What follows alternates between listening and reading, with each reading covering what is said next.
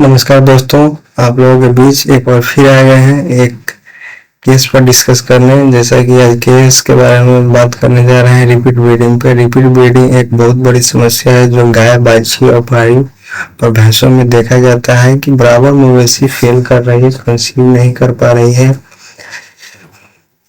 इससे बराबर किसान भाई परेशान रहते हैं, पशुपालक जितने भी हैं सभी लोग परेशान रहते हैं। तो इसी पर आज बात करने वाले हैं कि इसका क्या कारण होता है, क्या कॉज होता है और क्या इसका उपचार होगा, ट्रीटमेंट होगा। इसी पे आज बात करने जा रहे हैं। जैसा कि पहला कारण होता है कि मवेशी जो हीट में आती है तो प्रॉपर रूप से हीट में नहीं आती है। प्रॉपर रूप से नहीं हीट में आएगी तब पर भी मवेशी कंसीव नहीं करती है। तो पहला किसान भाइयों को एक ध्यान देना है कि अपने पशु को कि हमारा पशु सही से हीट में आ रहा है कि नहीं। तो उसे पहचानने के लिए आपका मवेशी है जो हीट में आएगी तो बोलेगी कम से कम 5 से 6 घंटा या 12 घंटा, कोई मवेशी 48 घंटा तक भी बोलती है। और हीट में आएगी तो डिस्चार्ज जरूर करेंगे। अगर डिस्चार्ज नहीं कर रही है क्लियर तो इसे समझना है कि मवेशी हमारा सही से हीट में नहीं है। या कभी कभी होता है मवेशी हीट में आती है तो डिस्चार्ज नहीं करती है, मवेशी डिस्चार्ज नहीं कर रही है, चाहे बोल रही है और डिस्चार्ज नहीं कर रही है, तो वहाँ समझ जाएगा कि मवेशी बढ़िया से हीट में नहीं है। या बहुत मवेशी है सिर्फ बोलती है, डिस्चार्ज नहीं करती है, तो वहाँ पर भी मवेशी सही से हीट में रहता है। और उसमें है कि आपका मवेशी जब सही से हीट में आएगा तो बराबर एक बार 2 बार डिस्चार्ज करेगी जरूर।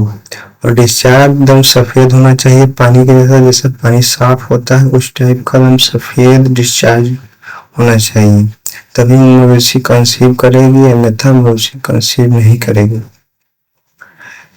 चलिए अब बात करने जा रहे हैं क्या क्या कारण होता है और दूसरा क्या क्या कारण है ये फेल करने का। जैसे दूसरा कारण होता है कि मवेशी सही डिस्चार्ज नहीं कर रही है, डिस्चार्ज में गंदा फंदा आ रहा है या उजला डिस्चार्ज कर रही है, दूध जैसा या पानी जैसा ही डिस्चार्ज कर रही है लेकिन पूरा सफेद डिस्चार्ज नहीं कर रही है। तो उसमें होता है यूट्रस में इन्फेक्शन होता है। तो इन्फेक्शन होने पर जैसे कि उजला डिस्चार्ज कर रही है, दूध जैसा जमा जमा फटा हुआ जैसा, तो उसमें होता है पायोमेट्रा होता है। ऐसे पायोमेट्रा का अधिकतर केस में मवेशी हीट में नहीं आती है या हीट में भी आती है तो वो डिस्चार्ज करेगी दूध जैसा एकदम जमा हुआ दूध का कलर का।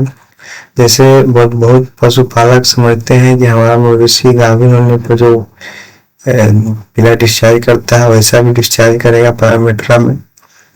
एंडोमेट्राइटिस एंडोमेट्राइटिस में होता है मवेशी डिस्चार्ज करती है लेकिन सफेद डिस्चार्ज करेगी पानी जैसा, लेकिन उसमें होगा धुंधलापन डिस्चार्ज होगा, तो एंडोमेट्राइटिस होता है। और मेट्राइटिस में होता है कि डिस्चार्ज करेगी लेकिन मैला डिस्चार्ज करेगी, उसमें खून मिला हुआ आएगा, तो वो मेट्राइटिस होता है। बहुत जगह ये भी देखा गया है मवेशियों में, गाय या भैंस में कि बहुत डिस्चार्ज करती है, सफ़ेद डिस्चार्ज ही करती है, पानी जैसा ही डिस्चार्ज करेंगे लेकिन बहुत डिस्चार्ज करती है, तो उसमें भी यूट्रस में इन्फेक्शन होता है। और वहाँ पर भी मेजर इन्फेक्शन होता है, फैलोपियन ट्यूब में इन्फेक्शन होने के कारण बहुत मवेशी बहुत डिस्चार्ज करेगी, या यूट्रस में, फैलोपियन ट्यूब में ये सब में इन्फेक्शन होने से भी मवेशी बहुत डिस्चार्ज करती है। या दूसरा भी कारण होता है ओवरी सिस्टिक होता है, तब पर मवेशी बहुत डिस्चार्ज करती है। अगर एक केस होता है निम्फोमेनिया में होता है कि ओवरी पर फॉलिकुलर सिस्ट बन जाता है, तो वहाँ पे एक ओवरी डिसबैलेंस हो जाएगा और एक ओवरी नॉर्मल साइड पे रहेगा, तो ऐसे केस में भी मवेशी बराबर रिपीट करती है। और दूसरा कारण होता है कभी बहुत मवेशी में देखते हुए ये है कि जब सीमेन चाटता है उसके बाद ब्लड देता है, तो वो कोई बहुत बड़ी समस्या नहीं है।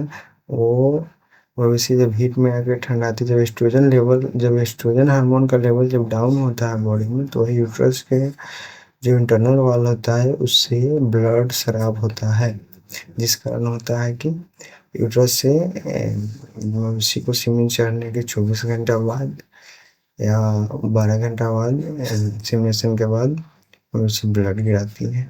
तो कोई बड़ी समस्या, उससे कोई घबराने की बात नहीं है। चलिए अब ट्रीटमेंट की बात करते हैं। ट्रीटमेंट अगर पायोमेट्रा है तो पायोमेट्रा में पहला फर्स्ट प्रोटोकॉल होता है कि Pg2 अल्फा लगाए।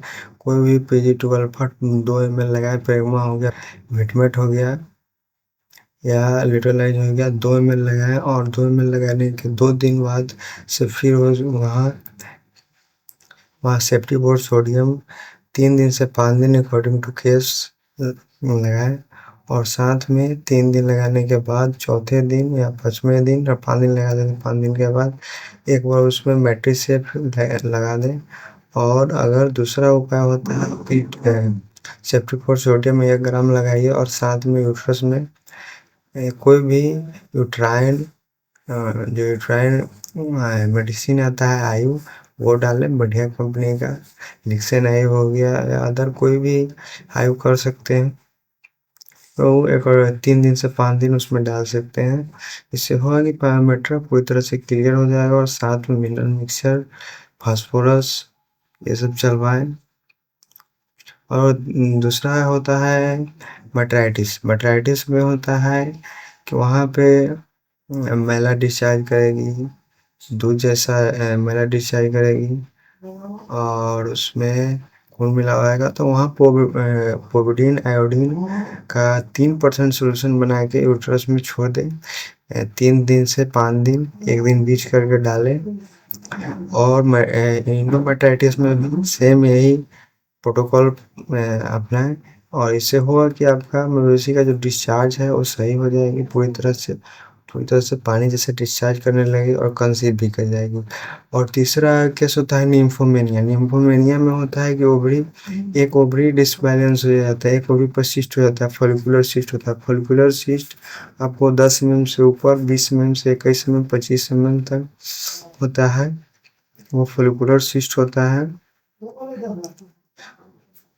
तो उसका उपचार के लिए होता है जीएनएच हार्मोन 5 ml लगा दें और 7 दिन के बाद फिर उसको चेक करें, एक बार डायग्नोज करें तो वो रेप्चर हो जाएगा। अगर एक बार में रेप्चर नहीं होता है तो उसमें सेकेंड बार में फिर रिपीट करें।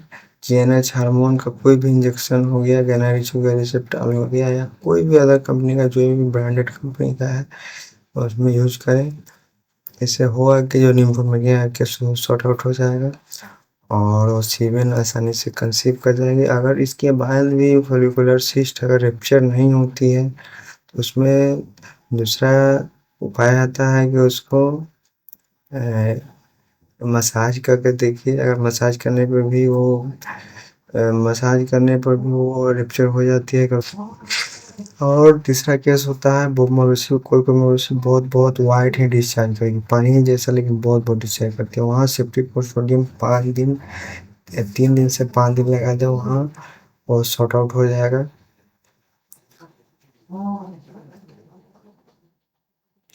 तब तक के लिए नमस्कार, फिर मिलते हैं नए केस के साथ।